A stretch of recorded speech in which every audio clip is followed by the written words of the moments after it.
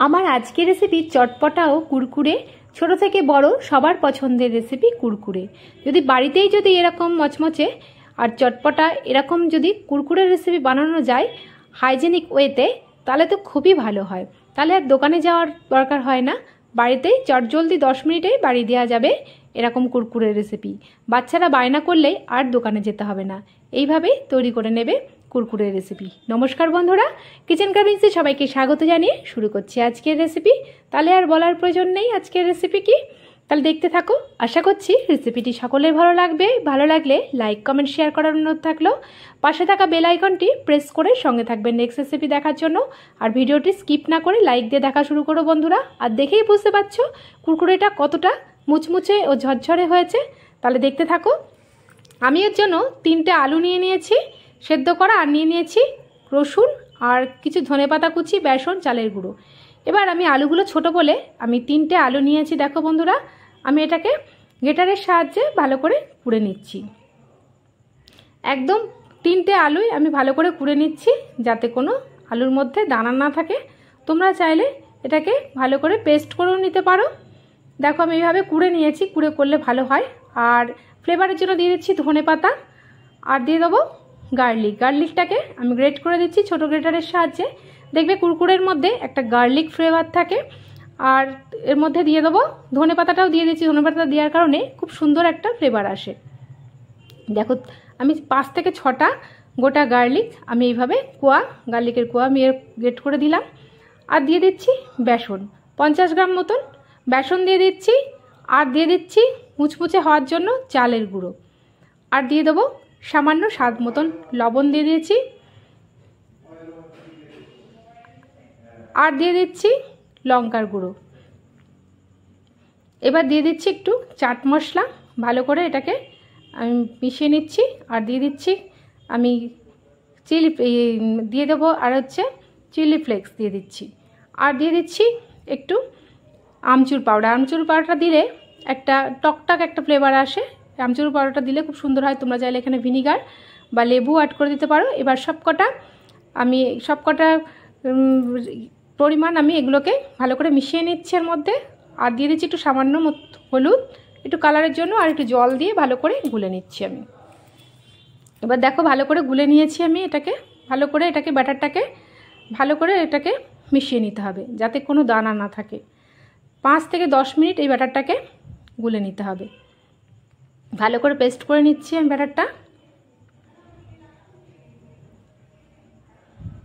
এবারে আমি একটা প্লাস্টিক নিয়ে নিয়েছি, প্লাস্টিকের মধ্যে আমি ব্যাটারটাকে দিয়ে দিচ্ছি।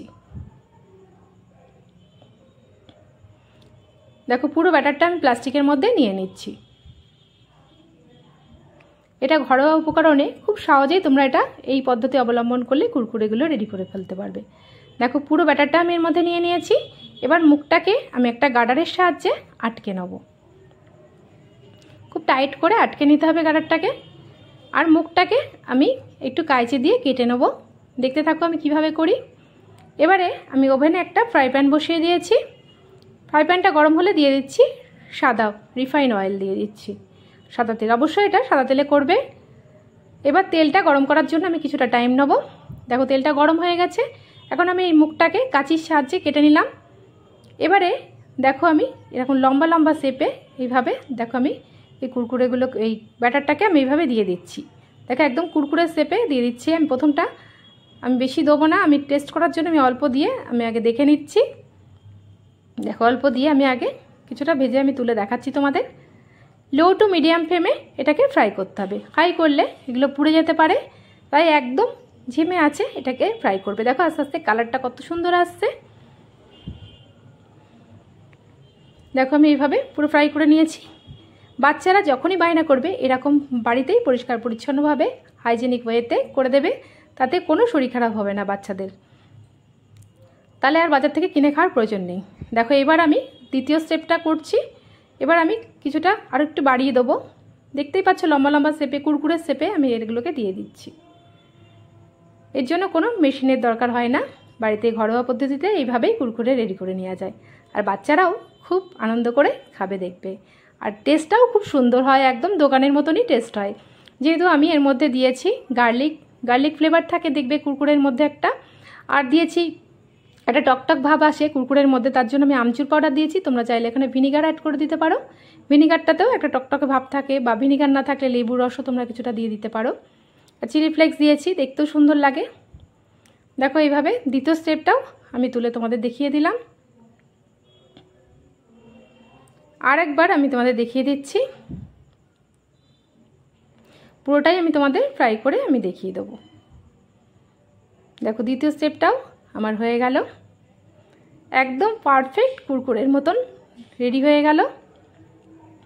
আর বাচ্চারা যদি এইভাবে ঘরোয়া পদ্ধতিতে কুরকুরে পায় খুবই মজা করে খাবে, এতে তাদের কোনো শরীর খারাপও হবে না। দেখো একদম পারফেক্ট কালার চলে এসেছে। দেখো আমি এইভাবে পুরোটা তুলে নিলাম।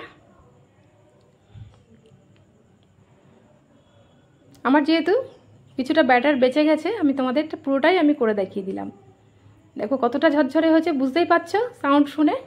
দেখো লাস্টেরটাও আমি একদম শেষ, একদম নির্যাষ্টখানি আমি নিয়ে তোমাদের দেখিয়ে দিলাম।